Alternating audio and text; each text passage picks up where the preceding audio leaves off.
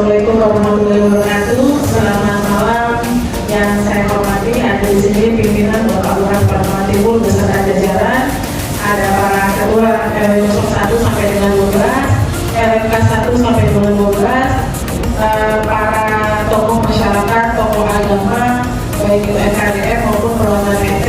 Pada malam hari ini saya akan memaparkan terkait dengan tugas untuk Diklat Pembangunan Berkelanjutan, dan pada malam hari ini saya akan membawakan tema yaitu tentang konservasi air. Saat ini itu kalau Bapak Ibu itu adalah ada di Bulu Utara yang saat ini memang sedang menjadi es yang mungkin kalau kita tidak bisa merawat lingkungan nanti lama-kelamaan itu akan mencari dari Bapak Ibu yang next.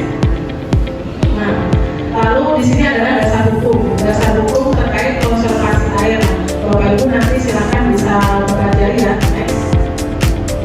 Nah, di sini tujuan konservasi air itu apa sih? Nah, di sini memang konservasi air itu adalah kita bagaimana caranya memelihara tentang pemanfaatan air ini berkelanjutan ya Bapak Ibu ya, karena kita ini hidup tidak bisa hanya memikirkan di saat ini.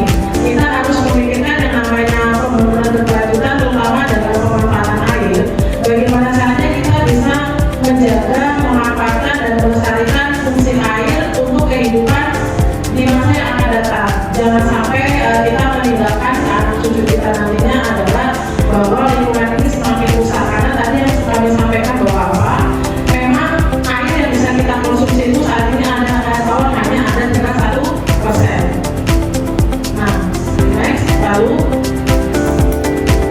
di sini yang dimaksud dengan makna konservasi air adalah di sini bagaimana caranya kita menjelaskan tentang penurunan penggunaan air, efisiensi air, lalu mengatasi kelangkaan air, dan yang terakhir adalah bagaimana kita melakukan tindakan atau perubahan untuk mencegah hal tersebut. Lanjut. Nah, di sini tujuan konservasi air yang tadi seperti saya sampaikan di awal, bagaimana caranya kita memastikan generasi air ini akan bisa tetap berlangsung, tetap kita bisa manfaatkan di masa yang akan datang, di masa generasi kita penerus mungkin 10 tahun atau 20 tahun mendatang. Nice. Nah, di sini yang dimaksud konservasi air adalah contoh upayanya, salah satunya adalah Bapak Ibu pasti tahu ya, kalau kita mungkin dulunya tinggal di daerah, kita akan tahu bahwa yang namanya hujan itu turun pasti orang-orang di daerah itu banyak memang yang memanfaatkan air itu kita memakai penampungan. Tetapi saat ini sudah sangat jarang. Kami berharap ayo kita kembali bahwa apa? Kita upayakan air yang turun air hujan itu, Bapak Ibu tahu nggak itu air bersih atau kotor? Nah, itu air hujan yang kita tahu itu mungkin kira-kira kotor, ternyata itu air yang sangat bersih Bapak Ibu. Nah, itu air bersih. Ayo mulai dari sekarang. Dari hal kecil kita lakukan apa? Kita melakukan yaitu air hujan kita tadahin. Bisa kita membuat yang namanya sumur resapan penampungan. Bisa kita juga menyimpan di dalam toren-toren bisa. Nah, air itu nanti bisa kita gunakan apabila kita memang mengalami yang namanya krisis kemarau, atau air itu bisa kita gunakan untuk mandi, mencuci dan sebagainya ya Bapak Ibu ya. Next.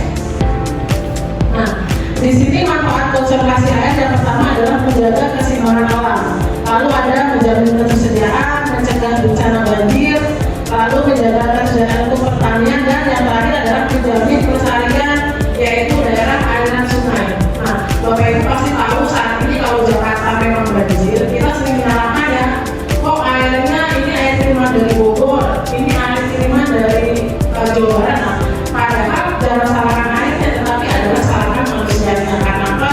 Manusia tidak bisa menjaga yang namanya aliran air. Banyak yang menjadikan sekarang ini banyak rumah-rumahan ya, mungkin kita lihat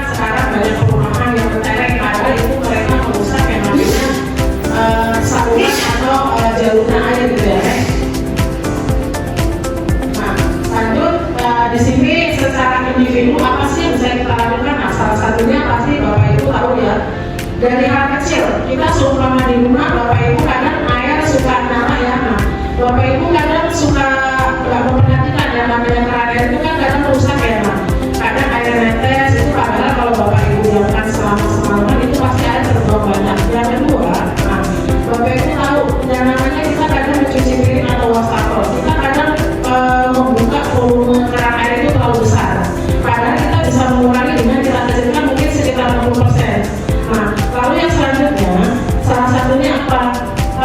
Bapak Ibu, selama ini kalau kita wudhu, bayangkan saja yang namanya musola atau masjid yang namanya di dunia ini sangat banyak.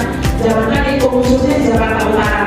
Bapak Ibu tahu bahwa air wudhu itu lebih banyak yang kita buang daripada yang kita gunakan. Nah, sebaiknya dari sekarang ayo kita sama-sama menghemat air, karena apa, kita tidak ada yang tahu ke depan memang fungsi air ini masih banyak atau tidak. Nah, sekarang kita mungkin bisa melakukan salah satunya dengan wudhu itu. Air kan memang itu airnya itu bukan dari sendiri Bapak Ibu ya.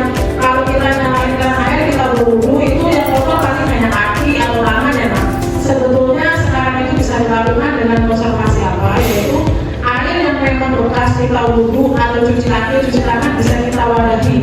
Nanti air itu kalau memang di masjid atau di rumah kita tampung, air tersebut kita bisa gunakan untuk salah satu contoh mencuci mobil, mencuci kendaraan, bisa juga untuk menyiram tanaman. Jadi kita tidak menghabiskan air yang memang sebetulnya masih bisa kita gunakan untuk minum dan masak. Lebih lanjut.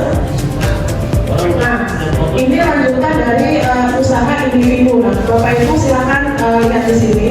Nah, biasanya Bapak Ibu kalau kita mencuci piring itu kan memang kita menggunakan air keran dinamakan kondisi kita sambil mencuci. Nah, itu sebetulnya kalau kita mau hemat, kita bisa menggunakan yang namanya penampungan atau ember ya. Kita cuci dulu, nanti setelah itu